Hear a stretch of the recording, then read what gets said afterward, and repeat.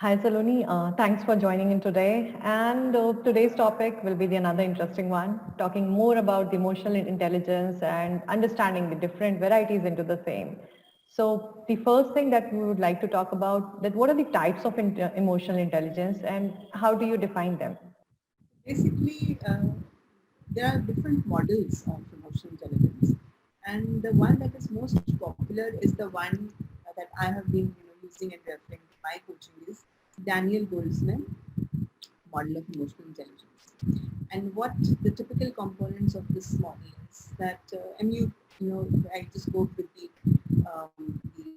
four quadrants. Earlier it was a five pillar model, now it's become a four quadrant model, which talks about self awareness, then self management or regulation. That's the second one. The third one being social awareness, and then social skills. So if you see, the first two quadrants are more to do with one's self, which means awareness of yourself and then management of oneself. And then the other two quadrants are basically awareness and skills when it comes to other people. So when you're dealing with other people, whether it is in social settings or whether it is at your workplace or whether it is with random people that you meet, how skilled you are and how aware you are when you're dealing with such people. So the last two goes towards people who are your skills when dealing with people outside, and then to start off with, when how aware you are of your own self, your triggers, and your management, your regulation of your own emotions. So typically these are the four components. If I were to talk about the first one, self-awareness, this is basically the building block, right? If you just look at this first quadrant, because without recognizing what you are really feeling, that's awareness, you cannot proceed to any other competencies that follow. And it normally involves three types of skills. Number one, emotional self-awareness. Then second one, accurate self-assessment. And then the third one, which is self-confidence. So in a sense, all these three skills can also be said to build upon each other. You have to be aware of your emotional state, and then you can assess it. Where do you stand, right? And by having a very good grasp on your emotions and also an understanding of how they get manifested, you can feel more self-assured, therefore in control, which of course is a boost, to your self-confidence. And we can go into each of these skills, as we move forward. But it primarily, when you just look at emotional self-awareness, when we are aware or not aware, let's say, of our feelings and also the causes, what is leading us to feel in a certain way, leading to a happy or to a productive life, what is it, what are those feelings, right? And there could be a instance where there could be signs of success, like money, prestige, career success.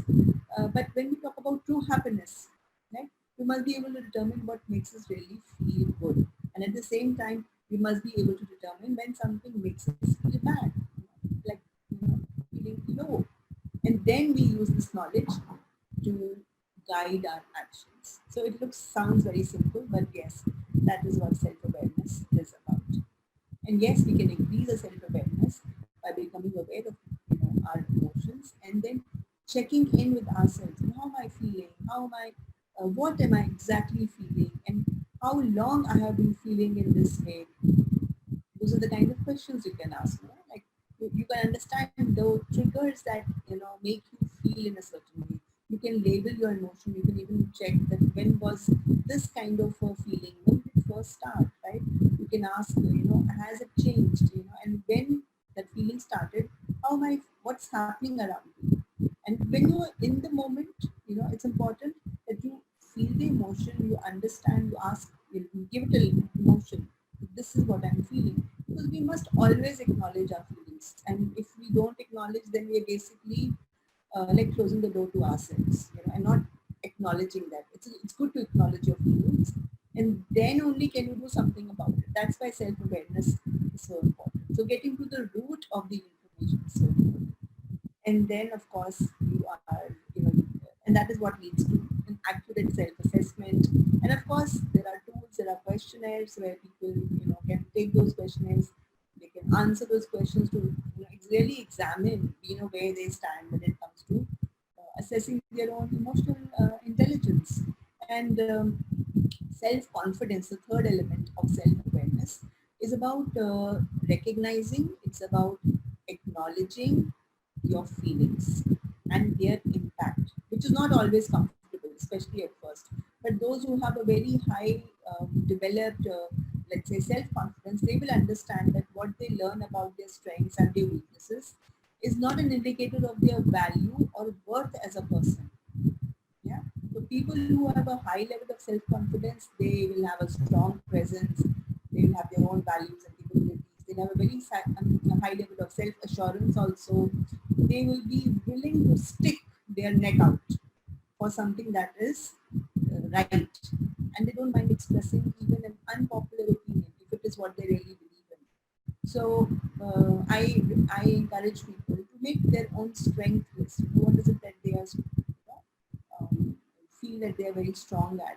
And of course, they can also make a list where they feel they are not so great at, which is basically something that they want to improve upon. And I recommend that look at your failures as learning experiences, right? Because that is an event, right? We don't, when I say failure, I was reading this quote in the morning where it said that, failure is an event. It's not you. And it was such a beautiful, simple quote that really, remained in my mind, that it is, see it as a learning experience and, then build on it. So when you have any setback or when you experience any such failure, right? So view them as learning opportunities or probably as meaningful challenges. And if you dwell on them too far, instead of learning what you can from them, then obviously you are missing the whole point. Yeah. So that's on self-awareness. Well, you explained these complex subjects into the really nice one. So the first concept where we were talking about the self-awareness, so it's like, let's say I'm feeling happy all the time. So I don't know what triggered that, but at least I'm aware that I'm feeling happy. Okay, I'm acknowledging that emotion of mine. Same goes with sadness, anxiety, hurt, any feelings that we talk about or the emotions that we experience. The second topic obviously happens to be assessment, that, okay, fine. Now the first stage was where I'm getting aware of my feelings, and now I'm assessing myself that how exactly these feelings can be diverted into something good I really wanted to do. And self-confidence, obviously, I could stand for a value where nobody is behind me, and that value holds everything to me. So to sum up, this happens to be our discussion.